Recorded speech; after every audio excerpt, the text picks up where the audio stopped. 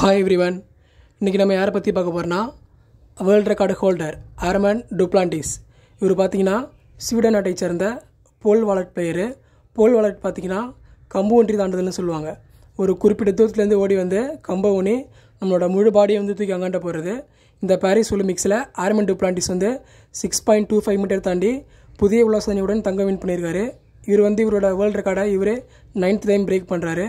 Last time பார்த்திங்கன்னா China diamond லீக்கில் 6.24 metre தாண்டி world record பண்ணார்.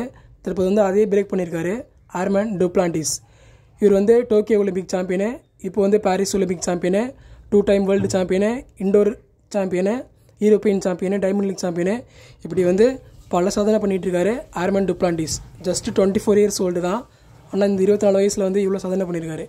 Okay friends, thank you.